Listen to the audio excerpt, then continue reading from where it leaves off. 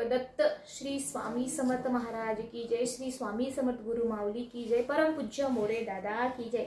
नमस्कार, तुमचं सगळ्यांचं मनापासून स्वागत आहे तुम्हा सर्वांना श्री स्वामी समर्थ। तर आजच्या या व्हिडिओमध्ये आपण बघणार आहे स्वामीशी जे दुर्गा सप्तशतीचा पाठ आहे किंवा इतर जे सेवा आहे, कुंकुमार्चन आहे, ते सर्व सेवा कशी करायची आहे या सर्व व्हिडिओ अपलोड केलेला आहे।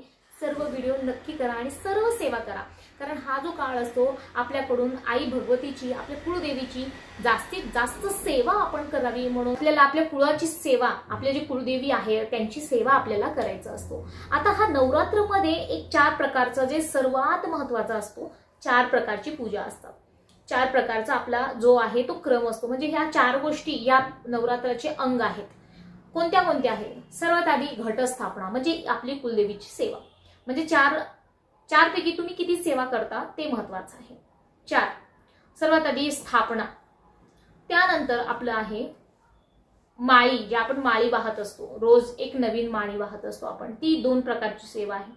त्यानंतर आहे आपला श्री सूक्तचा पठण करणे आणि दुर्गा सप्तशतीचा पाठ करणे। म्हणजे श्रीसूक्त ही आपल्याला वाचायचं आहे आणि दुर्गा सप्तशतीचा पाठही वाचायचा आहे। आणि नंतर चौथा जे आहे तो आहे 99 मंत्र आपल्याला अखंडितपणे आपल्या तोंडामध्ये, मुखामध्ये, आपल्या मुखामध्ये नेहमी, म्हणजे या नवरात्रामध्ये पूर्ण नवरात्र आपल्याला ओम ऐं ह्रीं क्लीं चामुंडाय विच्चे या मंत्राचा जप करत असायचा आहे। कंटिन्यू आपल्या झोपता उठता अवस्था आपल्याला एकच मंत्र असायला पाहिजे, ओम ऐं ह्रीं क्लीं चामुंडाय विच्चे। हा इतका पॉवरफुल मंत्र आहे। प्रत्येक जितके स्त्रोत आहेत, जितके मंत्र आहेत, त्या सर्व स्त्रोत आणि मंत्रापैकी हा सर्वश्रेष्ठ मंत्र असं दिलेला आहे। इतका छोटासा मंत्र आहे, याचे काय पॉवर आहे हे मी तुम्हाला आज सांगणार आहे की हा किती पॉवरफुल मंत्र आहे आणि या मंत्राचा जप का करावा। या मंत्राचा जप आपण का करत असतो? 99 मंत्र, 9 अर्णव मंत्र, 99 म्हणजे 9 अक्षरांचा हा मंत्र आहे। ओम ऐं ह्रीं क्लीं चामुंडाय विच्चे हा 9 शब्दाचा मंत्र आहे। आता या 9 शब्दाचा मंत्र जो आहे, प्रत्येक एक शब्द एक जे आईचे 9 रूप आहेत त्यांना इंडिकेट करत असतो। म्हणजे एक शब्द एक आईचं रूप, एक शब्द एक आईचं रूप, म्हणजे 99 मंत्र, 9 अक्षर, आईचे 9 रूप आणि आपले 9 ग्रह, यामध्ये काहीतरी संबंध असेल। काय संबंध आहे?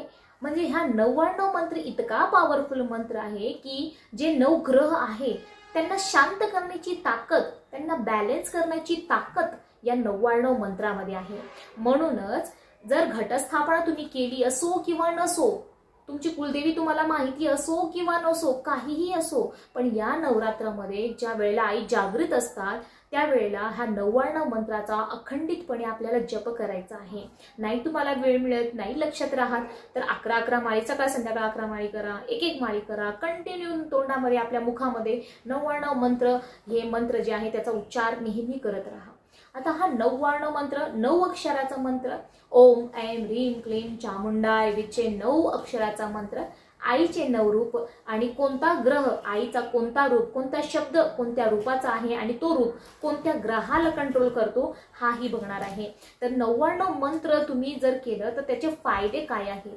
तर त्याचे फायदे अनगिनत आहे। आपले जे काही काम असतील त्या प्रत्येक कामामध्ये आपल्याला कार्यसिद्धी मिळत असते, कारण 99 मंत्र म्हणजे 9 अक्षराचा मंत्र आणि हा एक असा मंत्र आहे ज्या मंत्रामध्ये आई महाकाली, महालक्ष्मी, महासरस्वती या तिन्ही देवांचा, या तिन्ही आईंचा आपल्याकडून उच्चारण होत असतो, त्यांची स्तुती केली जाते आपल्याकडून।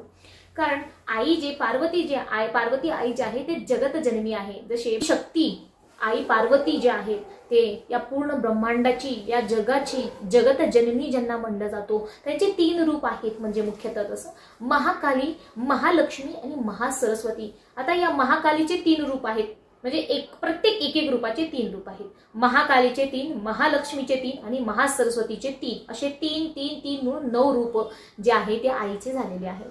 तर महाकाली म्हणजे ओम ऐं ह्रीं क्लीं चामुंडाय विच्चे हा एक 99 मंत्र असा आहे ज्यामध्ये आई महाकाली, महालक्ष्मी आणि महासरस्वती या तिन्ही देवांचा आपल्याकडून नामस्मरण होतो, त्यांची स्तुती केली जाते, त्यांचा जप होत असतो।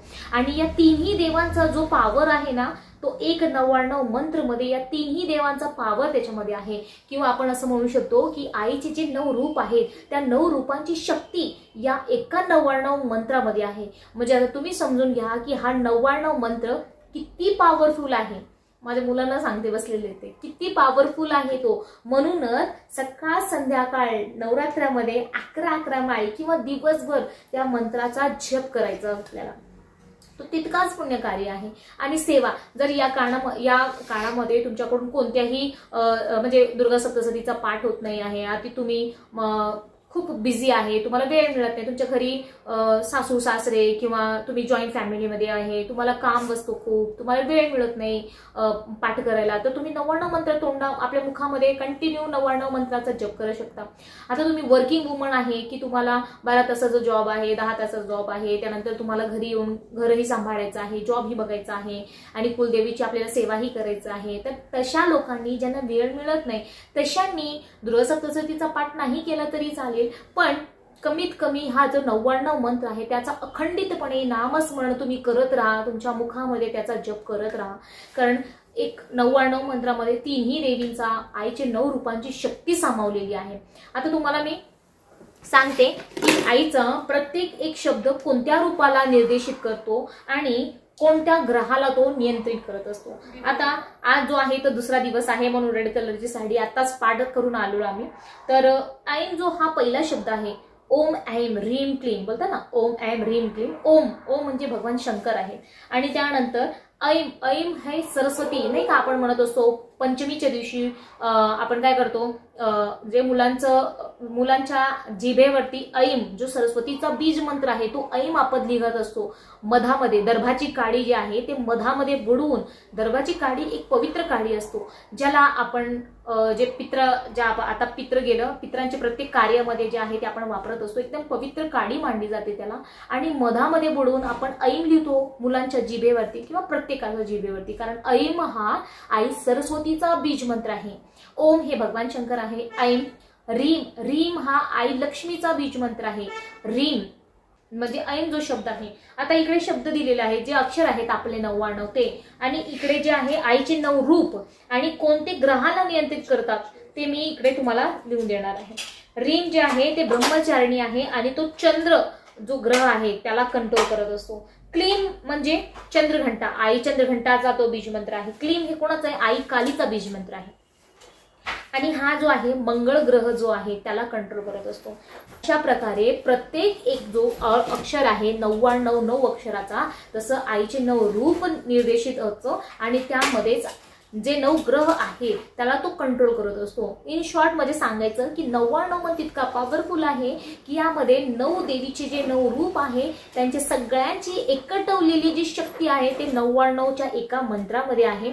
आणि 9 ग्रह जे आहे त्यांना कंट्रोल करत असतं. म्हणजे तुमच्या कुंडलीमध्ये जर शनी ग्रह जास्त प्रभावी असेल, मग जे काही असेल तुमचे काम होत नसेल, तुम्ही परेशान असाल, म्हणजे हा शनी ग्रहाला कंट्रोल करतो. जितके 9 ग्रह आहे ज्याची स्थिती बिघडलेली असेल तर तो त्याला काय करतो, बॅलन्स करत असतो आपल्या आयुष्यामध्ये 9 ग्रहांना. इतका हा पॉवरफुल मंत्र आहे. म्हणूनच सांगायचं तात्पर्य की 9 ग्रहांचा जे 99 मंत्र आहे त्याचा उच्चार करत राहा आणि तुम्हाला प्रत्येक कार्यामध्ये सिद्धी मिळत जाणार आहे. याने काय होतं, 9 ग्रहाचा जे आपण मंत्राचं उच्चारण करत असतो याने मारण, उच्चाटन, मोहन, वशीकरण अशा प्रकारचे जे कामं होत असतात. वशीकरण म्हणजे काय, आपण दुसऱ्यांना वश करतो असं नाही.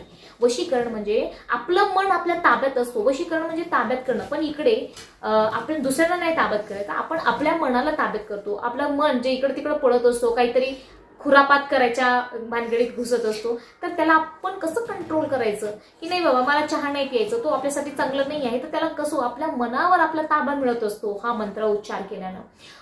मोहन म्हणजे जे सर्व देवता आहे ते मोहित होऊन जातात. मोहन म्हणजे आईला प्रसन्न करणं. मोहन करणे म्हणजे समोरच्याला प्रसन्न करणं, त्याला इम्प्रेस करणं. तर आईला हा प्रसन्न करत असतो.